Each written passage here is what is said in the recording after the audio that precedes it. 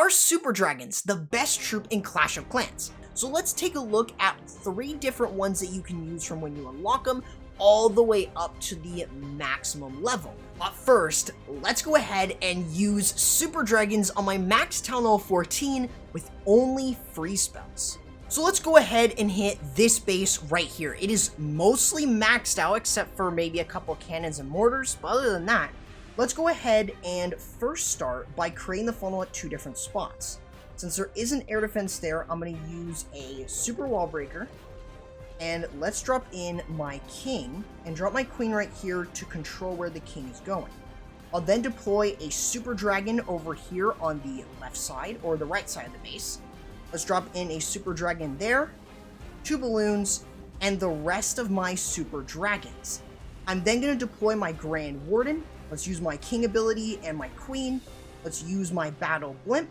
We'll use a rage spell right here, and we'll use the Grand Warden ability. Drop in, oh, okay, we didn't need a freeze there. That should remove the town hall. We're looking good. Let's drop in another freeze right here. Drop in a freeze there as well. Okay, we're not looking too bad.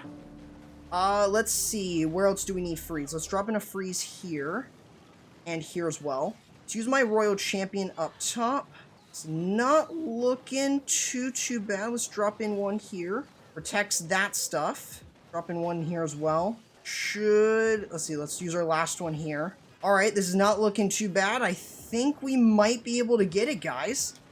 Oh man, I think we are. Let's use my RC ability right here, and there you go. That is the 3-star, and it kind of just goes to show that, and this is definitely a really nice farming army. Of course, was the base entirely something that you're going to see in the war? No, but decent loot, and well, just goes to show it can be a max Town Hall 14. Let's first start off with the Blizzard Super Dragons. This can be used from Town Hall 12 and above, and it is a very simple army. All you want to do is first mainly start by creating the funnel. You can bring in the use of 2 Super Dragons to funnel 2 sides and expand on the funnel with your heroes. This is when you can go into your step 2, which is sending in your Super Dragons. They do not need much spell support, so you actually get a lot of value from them. So the other part, your step 3, is the Blizzard. You're going to send in your Battle Blimp, and since you're always going to be tended going away from the Town Hall, use the Grand Warden ability to protect it so it gets to its location. You'll then use the invisibility and rage spells every 4 seconds until you can remove all the structures that you can from that given section, which really gives you a lot of really good support. Other than that, the other spells, like the free spells, are going to specifically be used for the Super Dragons, since, of course, you saw earlier how good freeze works with the Super Dragons, and of course, invisibility can actually be used with your Archer Queen, since, of course, the Super Dragons really don't necessarily work well with the invisibility, but the Queen can. So this is why it is definitely a really good army composition, and it can work quite consistently. Using a Blizzard towards the back end is something that a lot of people do not defend, so it is a fantastic army for you to easily get 3 stars with. Another version that you can try out is the Zap Super Dragons. This one uses the Flame Flinger for added value in terms of pathing. But pretty much, the main first thing to start with is the Flame Flinger itself. You'll remove 2 different defensive buildings, and then of course, use your lightning spells. 6 lightning and 1 earthquake should allow you to get through scatters, expos, and air and inferno towers a little easier. At that point, you will still have the Flame Flinger moving on its own. It can pretty much create a really solid funnel for you, albeit it is a little slow. You mainly want to make sure that the Earthquake hits the Town Hall though, because if it doesn't activate the Town Hall, it's not going to see it as a defense, and it's going to go right by it, and it could actually pop the Flame Flinger if you're not careful. So make sure that you activate the Town Hall with the Earthquake. Other than that, as long as it starts to hit the Town Hall, you will be good to start using your King and Queen. You do not want to waste time. That is the biggest reason to why you'll get a time fail with certain attacks, including this one, if you do not do that.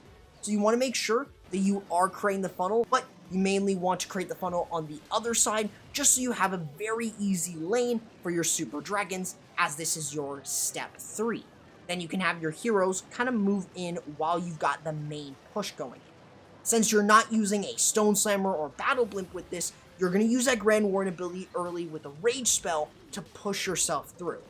Other than that, you just want to make sure that you're providing a lot of value in terms of your spells. So try to use your Rage spells, one at the beginning and one in the core or towards the back end, and try to use those free spells to get through single Infernos and multi-target Infernos. Of course, you've got your Royal Champion, and you will definitely need to use her on the back end of the base. This is where you're always going to use that Royal Champion. But this works incredibly well because having the Royal Champion on the back end and using her ability towards the back end really helps you because there aren't too many defenses remaining at that point. It is an incredibly easy army to use and replicate. If you're looking for a very simple army that isn't necessarily the Zap Dragons, but you still want to use something really strong, Zap Super Dragons is a super good option that you may want to consider using. And of course, nothing is complete without using a clone spell. This is a bit of a different version where you can literally create the funnel with your Super Dragons and then send everything in. That's pretty much your step 1. There is no waiting around, you're literally going to get into it. That's pretty simple. And then pretty much you've got your Battle Blimp with your clone. Your step 2 is to basically provide support, use the Grand Warden ability to protect the Battle Blimp, and use the clone spell with the balloons in there to hopefully help remove the Town Hall and remove any structures around the Town Hall. You can then do your step 3, which is using your King and Queen to help expand on that funnel, but also getting some really nice value. So while the Super Dragons may start to thin out and kind of go out and spread out on their own, you can use the Royal Champion to help on the back end. Very similarly to what I've said with Town Hall 13, you do want to make sure that you are using that Royal Champion on the back end. It does not matter where in the attack it is, you always are using the Royal Champion towards the back end with this type of attack. The main thing, the free spells, are specifically going to be used for either the Royal Champion or the Super Dragons to protect them from stuff like the Ground Expo, scatter shots, etc. That way you're going to easily be able to swiftly move through the base and get a 3-star. This is why Super Dragons, in my opinion, are the best troop in Clash of Clans. Not only did you see me hit live against a max Town Hall 14, but you saw how all 3 of these armies can be used throughout the game from Town Hall 12 to Town Hall 14, and exactly how you can 3-star with them. Make sure you check out my previous video on Electro Dragons and if they're any good after their speed buff a couple weeks to maybe a month ago. So make sure you guys go ahead and check that out. And of course, make sure guys to use my creator code, Corrupt. I'll catch you in the next video. Corrupt, signing out.